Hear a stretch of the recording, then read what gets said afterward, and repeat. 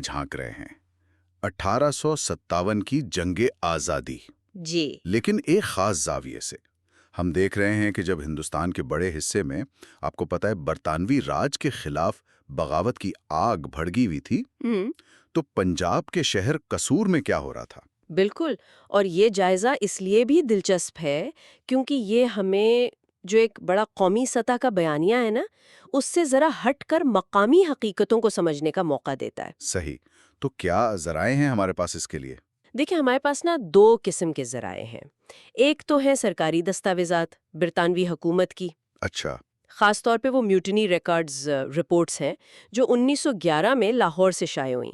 یہ ہمیں ایک طرح سے سرکاری نقطۂ نظر دیتی ہے۔ ٹھیک، اور دوسرا؟ اور دوسرا ذریعہ ایک اردو کا مضمون ہے، تجزیاتی قسم کا، جو خاص طور پہ 1857 میں قصور کے کردار پر ہی لکھا گیا ہے۔ اوہ، تو اس سے ہمیں کچھ اضافی تفصیلات ملتی ہیں، مقامی تناظر ملتا ہے جو شاید سرکاری ریکارڈ میں اتنا واضح نہ ہو۔ تو مقصد یہ ہوا کہ ان دونوں ذرائع کو سامنے رکھ کر یہ سمجھیں کہ قصور کی کہانی تھی کیا اصل میں، جی ہاں، وہاں کے لوگوں نے اس تاریخی لمحے میں کیا راستہ چنا اور کیوں۔ بالکل۔ چلیں پھر شروع کرتے ہیں اس کھوج کو اور دیکھتے ہیں یہ ذرائع کیا بتاتے ہیں۔ اچھا، تو سب سے پہلے نا تھوڑا پس منظر دیکھنا ضروری ہے۔ جی، سرکاری ریکارڈز یہ بتاتے ہیں کہ 12 مئی 1857 کو لاہور میں خبر پہنچی، امبالہ سے ٹیلی گراف کے ذریعے، کیا خبر تھی؟ کہ دہلی میں فوج نے اور عوام نے انگریزوں کے خلاف بغاوت کر دی ہے۔ یہ بہت بڑی خبر تھی اس وقت کی۔ ظاہر ہے اس نے تو لاہور میں انگریز انتظامیہ کو فوراً پریشان کر دیا ہوگا۔ ان کا پہلا رد عمل کیا تھا؟ بہت تیز اور فیصلہ کن۔ اگلے ہی دن 13 مئی کو لاہور چھاونی، جسے میاں میر کہتے تھے نا، جی، میاں امیر، وہاں جو مقامی ہندوستانی سپاہی تھے ان کو غیر مسلح کر دیا گیا۔ فوراً ایک ہی دن میں؟ جی بالکل، یہ بہت بڑا قدم تھا، مطلب اپنی ہی فوج پہ عدم اعتماد کا کھلا اظہار تھا۔ مقصد صاف تھا، بغاوت کو لاہور میں پھیلنے سے پہلے ہی روک دینا۔ یعنی خطرے کو وہیں دبا دینے کی کوشش۔ اور شہر میں کیا کیا پھر؟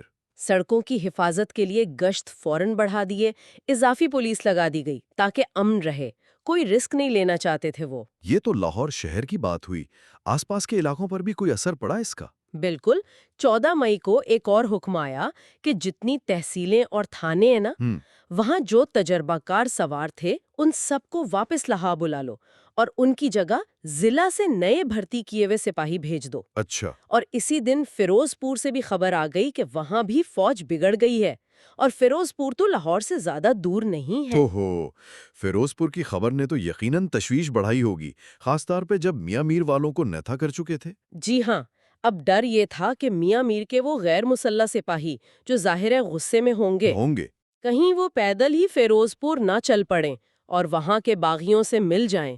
اسی خدشے کی وجہ سے نا قصور کا کردار اہم ہو جاتا ہے، کیونکہ وہ راستے میں پڑتا تھا۔ اچھا، تو یہ وہ پوائنٹ ہے جہاں قصور کہانی میں آتا ہے۔ تو کیا انتظامیہ نے قصور کی طرف کوئی خاص توجہ دی؟ بالکل دی۔ لاہور کے ڈپٹی کمشنر تھے R.E. ایجرٹن۔ انہوں نے بعد میں ایک خط لکھا 8 فروری 1858 کو، اس میں تفصیل بتائی ہے۔ کیا لکھا ہے؟ وہ بتاتے ہیں کہ وہ خود 16 مئی 1857 کو قصور گئے۔ ڈپٹی کمشنر خود گئے؟ معاملہ تو پھر واقعی سنگین سمجھا جا رہا تھا۔ کیوں گئے تھے وہ؟ وجہ یہی تھی کہ وہ مانجھا کا جو علاقہ ہے جس میں قصور ایک اہم قصبہ تھا، جی، وہاں کے لوگوں کو وہ متحرک کرنا چاہتے تھے، ان کو تیار کرنا چاہتے تھے کہ بھئی ان باغی سپاہیوں کے خلاف کارروائی کرنی ہے اگر وہ فیروز پور کی طرف بڑھیں۔ ایک طرح سے مقامی مدد کو منظم کرنے گئے تھے۔ تو کیا انہیں وہاں جا کر لوگوں سے بات کرنی پڑی؟ انہیں منانا پڑا؟ دلچسپ بات یہ ہے کہ جب وہ قصور پہنچے نا تو انہیں پتا چلا کہ وہاں تو پہلے ہی کام ہو چکا تھا۔ پہلے ہی؟ کیسے؟ قصور کے جو اسسٹنٹ کمشنر تھے، ایک European officer mister R. Thomas, وہ کافی تیز نکلے۔ انہوں نے ایجرٹن کے پہنچنے سے پہلے ہی فیروز پور سے بھاگے ہوئے 19 مفرور سپاہیوں کو پکڑ لیا تھا۔ ہیں؟ یعنی مقامی انتظامیہ پہلے ہی ایکشن میں آ چکی تھی؟ کیسے پکڑا ان سپاہیوں کو؟ مسٹر تھامس نے انہیں قصور کے جو مقامی پٹھان تھے نا، ان کی مدد سے پکڑا۔ اچھا، مقامی لوگوں کی مدد سے۔ جی، اور انہی کی نگرانی میں انہیں لاہور بھیج بھی دیا۔ تو یہ بات اہم ہے کہ گرفتاری میں مقامی لوگوں کا ساتھ تھا۔ برطانوی ریکارڈ میں بھی مسٹر تھامس کا ذکر ملتا ہے، مانجا میں تعینات یورپین اسسٹنٹ کمشنر کے طور پر۔ یہ تو واقعی قابل ذکر بات ہے کہ مقامی پٹھان انگریز انتظامیہ کی مدد کر رہے تھے۔ ایجٹن نے کیا محسوس کیا وہاں؟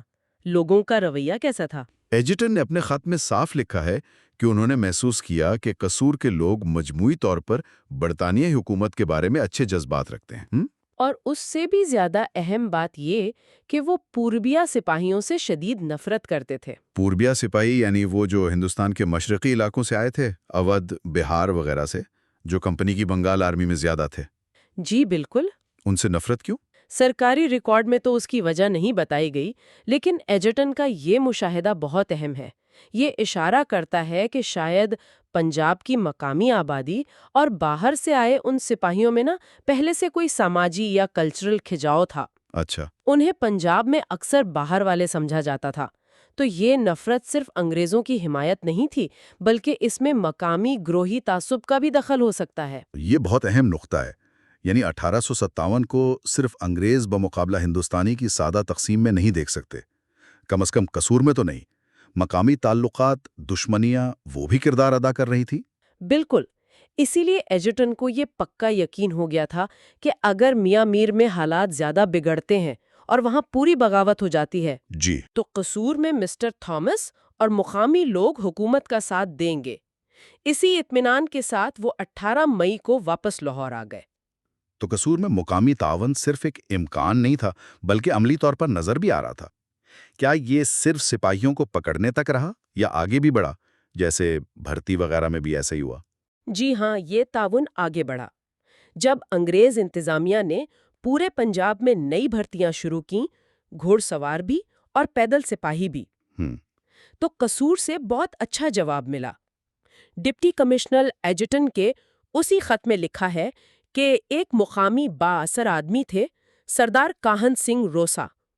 انہوں نے فوراً اپنی خدمات پیش کیں۔ صرف پیشکش کی یا عملی طور پر مدد بھی کی؟ عملی مدد بھی کی۔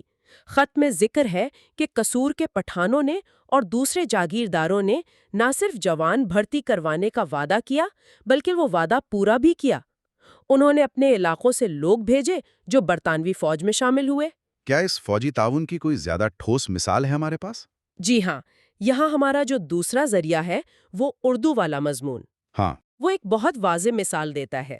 قصور کے ایک صاحب تھے کمال الدین خان۔ کمال الدین خان؟ جی، انہوں نے اپنے بھانجے کے ساتھ مل کر 100 گھڑ سواروں کا ایک دستہ تیار کیا۔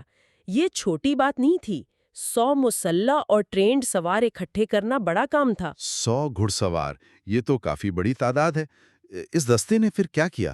یہ دستہ صرف قصور میں نہیں بیٹھا رہا، یہ جنرل وین کوٹلینڈ کی کمان میں شامل ہوا، دریائے ستلج پار کیا اور حصار اور اس کے آس پاس کے علاقوں میں چلا گیا۔ حصار؟ وہ تو کافی دور ہے، آج کل کے ہریانہ میں ہے۔ وہاں کیا چل رہا تھا؟ ان علاقوں میں خاص طور پہ حصار اور ہانسی میں کچھ مقامی لیڈرز تھے جیسے عزیز اور تلارام۔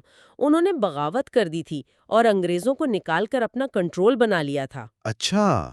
تو کمال الدین خان کے دستے نے جنرل وین کوٹلینڈ کی فوج کے ساتھ مل کر ان بغاوتوں کو کچلنے میں باقاعدہ حصہ لیا۔ یہ تو حیران کن بات ہے، قصور سے لوگ جا کر ہریانہ میں بغاوت کو چل رہے ہیں۔ یہ تو مقامی سطح پر برطانوی حکومت کی بہت مضبوط حمایت دکھاتا ہے۔ یقیناً یہ واقعات ہمیں جولائی 1857 تک لے آتے ہیں۔ حالات بظاہر قابو میں لگ رہے تھے، لیکن پھر 30 جولائی کو لاہور کے میاں میر چھاؤنی میں جو 26ویں نیٹو انفینٹری تھی جی، اس کے سپاہیوں نے آخر کار بغاوت کر ہی دی۔ اوہ، تو لاہور میں بھی آخر کار ہوئی گئی بغاوت، حالانکہ انہیں غیر مسلح کر دیا تھا۔ جی، ہتھیار تو نہیں اٹھائے کیونکہ وہ تو لے لیے گئے تھے، لیکن انہوں نے کھلی نافرمانی کی اور اپنے کمانڈنگ آفیسر میجر سپینسر اور کچھ دوسرے انگریز افسروں کو مار دیا۔ یہ ایک سنگین واقعہ تھا۔ اس بغاوت کا پھر کیا نتیجہ نکلا فوراً؟ کچھ باغی سپاہی تو وہیں پکڑے گئے یا مارے گئے، لیکن ایک بڑی تعداد بھاگنے میں کامیاب ہو گئے، اور اندازہ لگائیں کدھر بھاگے ہوں گے۔ قصور کی طرف؟ بالکل، وہ غالباً دریائے راوی کے کنارے کنارے جنوب کی طرف بھاگے، قصور کی سمت۔ لاہور سے فوراً گھوڑ سوار دستے بھیجے گئے ان کا پیچھا کرنے، لیکن وہ انہیں پکڑ نہیں پائے۔ شاید وہ چھوٹے چھوٹے گروپوں میں بٹ گئے تھے یا رات کا اندھیرا تھا۔ تو یہ بھاگنے والے سپاہی قصور پہنچ گئے، پھر کیا بنا ان کا؟ یہاں ایک بار پھر قصور کے مقامی لوگوں کا کردار سامنے آتا ہے۔ اردو والا ذریعہ بتاتا ہے کہ یہ بھاگے ہوئے سپاہی جب قصور کے علاقے میں پہنچے تو وہاں کے کچھ زمینداروں نے انہیں پکڑ لیا۔ زمینداروں نے پکڑ لیا؟ کیوں؟ کیا صرف حکومت سے وفاداری کی وجہ سے یا کوئی اور بات تھی؟ وفاداری شاید ہو، لیکن یہاں ایک بہت ٹھوس اور عملی وجہ بھی تھی۔ یاد ہے مسٹر تھامس، قصور کے اسسٹنٹ کمشنر؟ جی جی۔ انہوں نے پہلے ہی جولائی 1857 میں یہ اعلان کر دیا تھا کہ جو کوئی بھی میاں میر سے بھاگے ہوئے باغی سپاہی کو پکڑ کر لائے گا نا، ہاں، اسے فی سپاہی 20 روپے انعام ملے گا۔ 20 روپے فی سپاہی؟ یہ آج کل تو شاید زیادہ نہ لگیں، لیکن 1857 میں 20 روپے کی کیا ویلیو تھی؟ یہیں پر وہ اردو والا ذریعہ ہمیں ایک زبردست موازنہ دیتا ہے جو اس انعام کی اہمیت بتاتا ہے۔ اچھا۔ اس ذریعے کے مطابق 1857 میں 20 روپے اتنی بڑی رقم تھی کہ اس سے تقریباً 70,000 پکی اینٹیں خریدی جا سکتی تھیں۔ 70,000 اینٹیں؟ آج کل 70,000 اینٹوں کی قیمت تو لاکھوں میں ہوگی۔ بالکل، مضمون لکھنے والے کا اندازہ ہے کہ آج کے حساب سے یہ رقم تقریباً 5 لاکھ روپے بنتی ہے۔ ذرا سوچیں، ایک باغی سپاہی کو پکڑنے پر آج کے 5 لاکھ روپے کے برابر انعام۔ 5 لاکھ روپے! اب سمجھ آئی بات۔ یہ تو وفاداری سے کہیں زیادہ ایک بہت بڑی مالی کشش تھی۔ اس زمانے میں عام آدمی کے لیے تو یہ خزانہ تھا ایک طرح کا۔ کوئی حیرت نہیں کہ مقامی زمیندار ان سپاہیوں کو پکڑنے میں اتنی دلچسپی لے رہے تھے۔ یقیناً یہ انعام ایک بہت بڑا فیکٹر رہا ہوگا، تو ان زمینداروں نے جو بھی سپاہی ان کے ہاتھ لگے انہیں پکڑا اور سیدھا مسٹر تھامس کے حوالے کر دیا۔ مسٹر تھامس نے پھر انہیں سخت پہرے میں واپس لاہور بھیج دیا، جہاں ظاہر ہے ان کا انجام کچھ اچھا نہیں ہوا ہوگا۔ تو مجموعی تصویر جو بن رہی ہے وہ یہ ہے کہ قصور کم از کم اس کے جو بااثر لوگ تھے اور جو انتظامیہ سے تعاون کر رہے تھے وہ واضح طور پر انگریزوں کے ساتھ تھے۔ جی، اردو ذریعہ اس رویے کی کیا وجوہات بتاتا ہے اس پیسے کے علاوہ؟ اردو ذریعہ 2 بنیادی وجہ بتاتا ہے۔ پہلی اور شاید سب سے اہم، سیکیورٹی کا احساس۔ سیکیورٹی؟ جی، ان کے مطابق 1846 میں جب انگریزوں نے پنجاب پر قبضہ کیا تو اس کے بعد امن و امان بہتر ہوا تھا، خاص طور پہ اگر اس کا مقابلہ رنجیت سنگھ کے بعد والے سکھ دور سے کریں جو 1839 سے 49 تک کافی انتشار والا تھا۔ اچھا، تو لوگوں کو شاید لگا کہ انگریزوں کے نیچے ان کی جان مال زیادہ محفوظ ہے۔ یہ دلچسپ بات ہے، یعنی ماضی کے تجربات نے بھی حال کے فیصلوں پر اثر ڈالا۔ اور دوسری وجہ کچھ چھوٹے موٹے رفاہی اور ترقیاتی کام تھے، جیسے انگریز انتظامیہ نے 1856 میں یعنی بغاوت سے صرف 1 سال پہلے قصور شہر میں ایک پرائمری اسکول کھولا تھا۔ کچھ سڑکیں بھی بہتر کی تھیں۔ اگرچہ یہ بہت بڑے پروجیکٹ نہیں تھے، لیکن شاید انہوں نے مقامی لوگوں میں یہ تاثر دیا کہ انگریز حکومت ان کی بھلائی میں دلچسپی رکھتی ہے۔ یہ واقعی ایک غور طلب بات ہے کہ کس طرح ایک قومی سطح کے اتنی بڑی بغاوت کے دوران بھی مقامی سطح پر امن کا احساس یا ترقی کے چھوٹے موٹے کام بھی لوگوں کے رویوں اور وفاداریوں پر اثر ڈال سکتے ہیں۔ بالکل، یہ ہمیں یاد دلاتا ہے کہ تاریخ کو ہمیشہ زمینی حقائق سے جوڑ کر دیکھنا چاہیے۔ اسی دوران برٹش انتظامیہ نے صرف قصور پر ہی توجہ نہیں دی، بلکہ پورے پنجاب میں کنٹرول رکھنے کے لیے کئی دوسرے قدم بھی اٹھائے۔ مثلاً جیسے ہم نے ذکر کیا، میاں میر کے سپاہیوں کے فرار کے بعد 21 مئی 1857 کو ہی حکم جاری ہو گیا تھا کہ دریائے راوی پر کشتیوں کی نگرانی بہت سخت کر دو۔ اچھا، تمام گھاٹوں پر چوکیاں بٹھا دیں تاکہ باغیوں یا مشکوک لوگوں کی نقل و حرکت روکی جا سکے۔ دریا ایک اہم راستہ تھا نا، اسے کنٹرول کرنا ضروری تھا۔ اور کیا کیا تھا؟ ایک اور حکم آیا جس میں فقیروں اور آوارہ گرد سمجھے جانے والے لوگوں کو پکڑنے کا کہا گیا۔ فقیروں کو؟ کیوں؟ شاید انتظامیہ کو شک تھا کہ یہ لوگ بغاوت والے خیالات پھیلا سکتے ہیں یا جاسوسی کر سکتے ہیں۔ یہ اس وقت کی بے چینی اور ہر کسی پر شک کرنے والی کیفیت دکھاتا ہے۔ یہ بھی دلچسپ ہے کہ انتظامیہ صرف مقامی ہندوستانیوں پر ہی بھروسہ نہیں کر رہی تھی۔ نہیں، بالکل نہیں۔ انہوں نے اپنی حفاظت کے لیے یورپی آبادی کو بھی منظم کیا۔ 15 مئی 1857 کو ہی لاہور میں لاہور والنٹیئر کور کے نام سے ایک رضاکار فورس بنا لی۔ یہ کون لوگ تھے؟ اس میں زیادہ تر مقامی یورپی تاجر، سرکاری ملازم اور دوسرے شہری شامل تھے جنہیں تھوڑی بہت فوجی ٹریننگ دی گئی تاکہ ضرورت پڑے تو وہ شہر کے دفاع میں مدد کر سکیں۔ ایک طرح سے شہری ملیشیا تھی۔ تو اگر ہم اس ساری بات چیت کا خلاصہ کریں، 1857 میں قصور کی کیا تصویر بنتی آخر میں؟ تصویر بہت واضح ہے اور مستقل ہے۔ 1857 کی جنگ آزادی کے دوران جب ہندوستان کے دوسرے علاقے شدید ہنگامے اور بغاوت میں گھرے ہوئے تھے، قصور شہر اور اس کا جو مانجھا کا علاقہ تھا جی، وہ نمایاں طور پر برطانوی حکومت کا وفادار اور حامی رہا، اور یہ حمایت صرف خاموش نہیں تھی بلکہ فعال اور عملی تھی۔ اور اس فعال حمایت کی ٹھوس مثالیں کیا تھیں جو ہم نے دیکھیں؟ ہم نے دیکھا کہ مقامی انتظامیہ یعنی اسسٹنٹ کمشنر تھامس کافی مستعد تھی۔ جی، مقامی بااثر لوگ جیسے سردار کاہن سنگھ روسا اور پٹھان جاگیرداروں نے بھرتی میں مدد دی۔ کمال الدین خان جیسے لوگوں نے تو باقاعدہ فوجی دستے بنا کر دور دراز علاقوں میں بغاوتیں کچلیں۔ ہاں، حصار تک گئے۔ جی، اور سب سے بڑھ کر مقامی زمینداروں اور لوگوں نے میاں میر سے بھاگنے والے درجنوں باغی سپاہیوں کو پکڑ کر حکام کے حوالے کیا، جس میں وہ 20 روپے فی کس والا بھاری انعام ایک بڑا محرک تھا۔ اور اس سارے رویے کے پیچھے جو ممکنہ وجوہات تھیں ان کا خلاصہ کیا ہوگا؟ پہلا اور سب سے واضح تو وہ مالی فائدہ، وہ 20 روپے یعنی آج کے 5 لاکھ روپے۔ دوسرا، جیسا کہ اردو ذریعے نے کہا، سکھ دور کے مقابلے میں انگریز دور میں امن و امان اور جان مال کے تحفظ کا بہتر احساس۔ ٹھیک۔ تیسرا، شاید وہ چھوٹے موٹے ترقیاتی کام جیسے اسکول اور سڑکیں جنہوں نے مثبت تاثر دیا۔ اور چوتھا، جسے نظر انداز نہیں کر سکتے، وہ ڈپٹی کمشنر ایجرٹن کا مشاہدہ کہ مقامی آبادی میں پوربیا سپاہیوں کے خلاف شدید نفرت یا تعصب تھا، جس نے انہیں باغیوں کے خلاف کر دیا۔ تو قصور کی یہ کہانی ہمیں 1857 کے بارے میں کیا سکھاتی ہے؟ کیا یہ اس عام کہانی سے ملتی ہے جو ہم سنتے ہیں؟ نہیں، یہ عام کہانی سے کافی مختلف ہے، جو اکثر انگریزوں کے خلاف ایک متحدہ ہندوستانی مزاحمت پر زور دیتی ہے۔ جی، قصور کی مثال ہمیں یاد دلاتی ہے کہ تاریخ کہیں زیادہ پیچیدہ ہوتی ہے۔